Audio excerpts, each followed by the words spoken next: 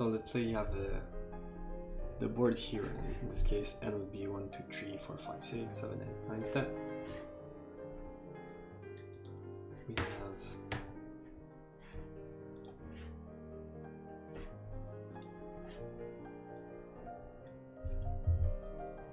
n equals 10 here.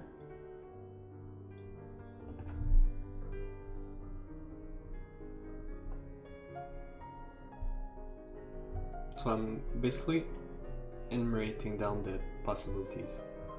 So here I found you can put 3 down, and basically you have a recursive function where you start to solve the same problem using n-2 here. And then there's the other case where you can put 1 down like this and then fill the hole here with 2 up, and then you have the same case. And this one is symmetrical because you can put the up one at the bottom. So now the case I was looking at that was more complicated is when you put a down domino here, then an up one here, and then 2 down ones. It leaves you a little hole here. And that's like a different function. I'm inspiring myself on Lawrence's editorial on the triangle theory. That if we look in the questions, triangle theory is a really similar problem to this one. So like, in the case you don't understand one of them, like either Papa Lawrence Pizza or triangle theory, I think it's a good idea to like look up at the editorials of one question or the other, and then use the other question as practice, because I think they apply the same principles. And Lawrence wrote a really nice editorial really explaining all the cases and how you can reduce them to simple recurrence relations. So I recommend looking that up. But for now, we're gonna keep trying to simplify our problem. So now the case we have is when there's a little hole here. It can be at the top or at the bottom, but never in between. Because I think there isn't a case where there's a hole in between, because you would have to like split up the dominoes. Yeah, I don't see it yet, at least. But the cases I see is like there's no holes, it's a flat with no dominoes. There's one hole when you place a domino like this, or when down ones are protruding. Or eventually, look at this. When we're gonna add one up here, there's gonna be 2 holes here. But I think it's just an extension of this case. Okay.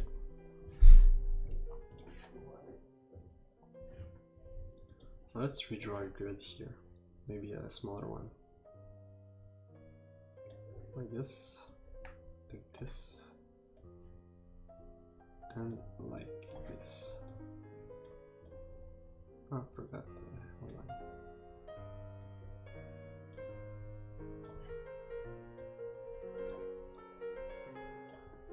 There we go. 1, 2, 3. Okay.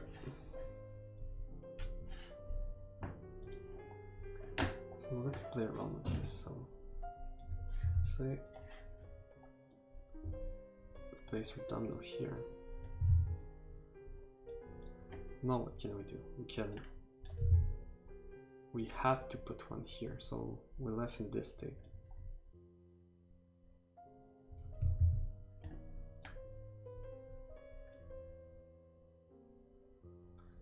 So if we decide to put one here like this, we now return back to the case where there's no more holes and every cell is free on the bottom level like this. and that would be f of n.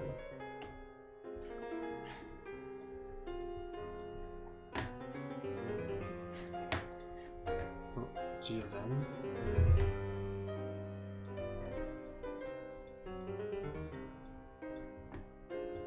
equals f of n minus 2.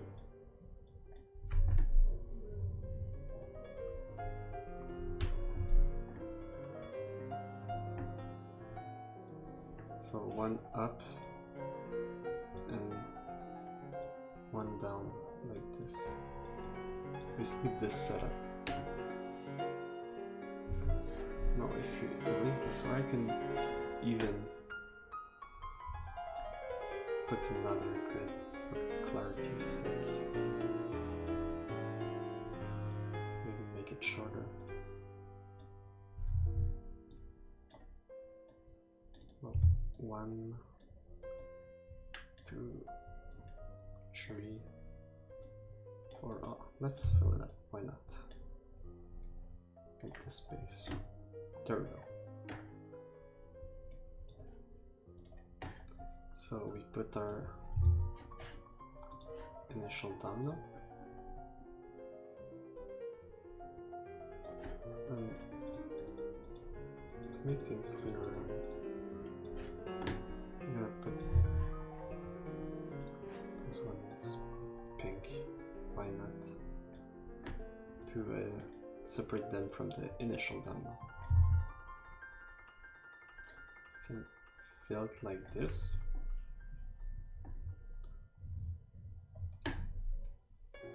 Or like this.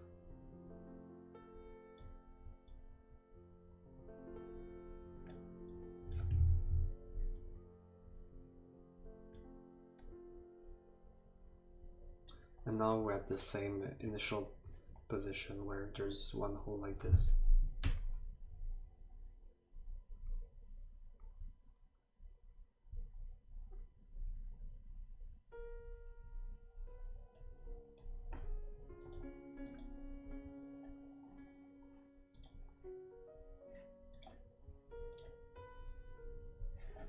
So let's add that.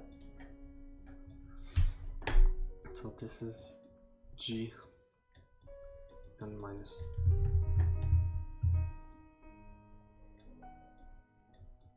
n minus 2. 3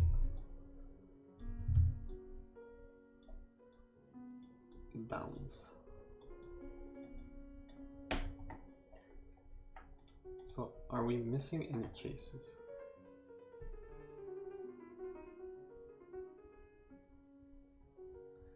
So 3 down, 1 down, 2 up, and then here we can add this case.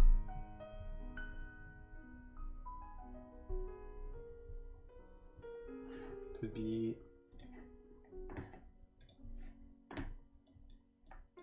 plus 2 g of n minus 2 because there's symmetry still in this case.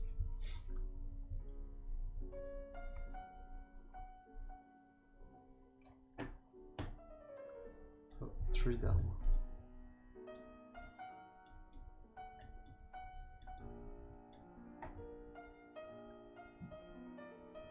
That makes sense, right?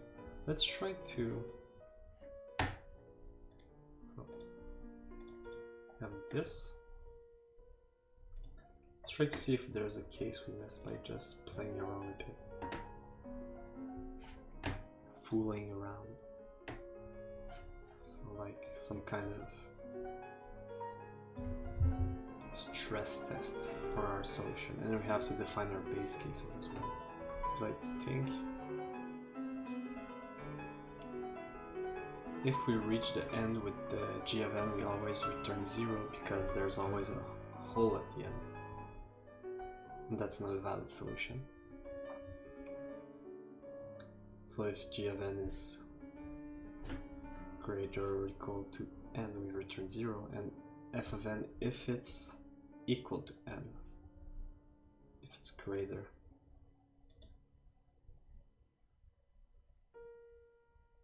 is greater, we return 0 because we have to like complete 2 lines. Yeah, okay, I think that makes sense. Well, let's write that down for future. We can start from the top, and yeah, since we're reducing here, you see if f equals 0, then we're done. You have 1, but if it's smaller than 0, then we busted our limit. What am I looking for? So f of 0 equals 1, and f of n, where n is smaller than 0, equals 0.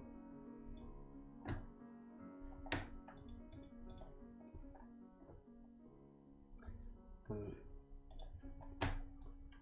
g of n,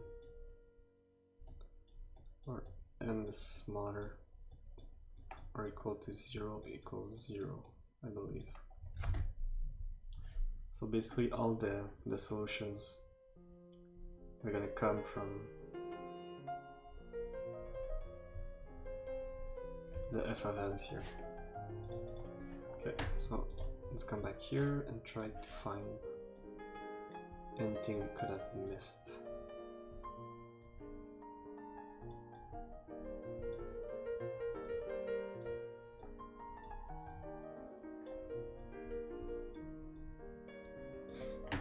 Okay, so let's go crazy. So we have up and down, so let's try putting up and downs any way we can, and then attempt to find a state that we didn't cover. So we covered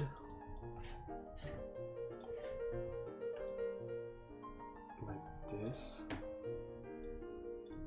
Yeah, this is fine. And then if we start from there,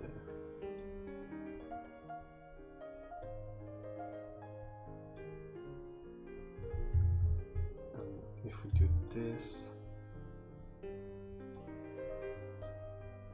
or we already covered this, if we have this, we first, I think we missed nothing because we don't have any more options. Let's say, try this again. Yeah, okay. So let's recap. We'd have f of n equals f of n minus 2, and 2 times f of n minus 2, and 2 times g of n minus 2.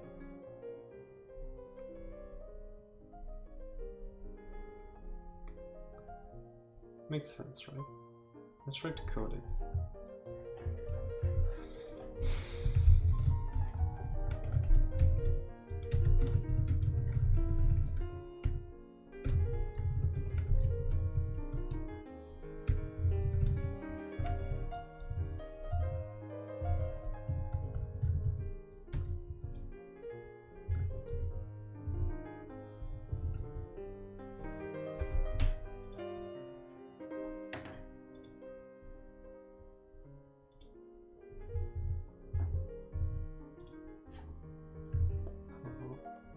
Times j of n minus 2, then j of n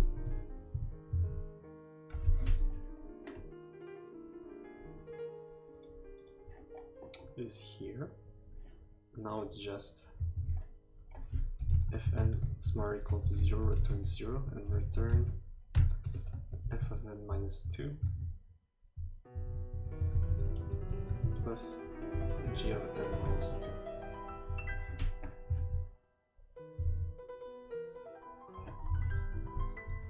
Let's see if this makes sense. So we would return f of n right here. Yeah? Whoa.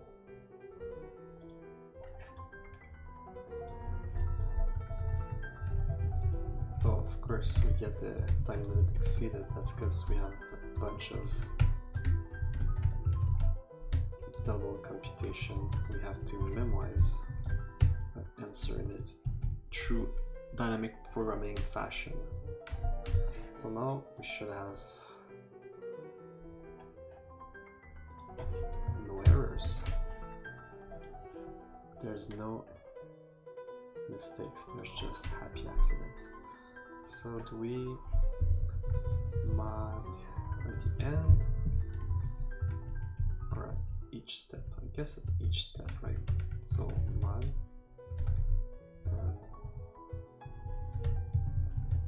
like this. We're good. Whoa, I earned 5 XP.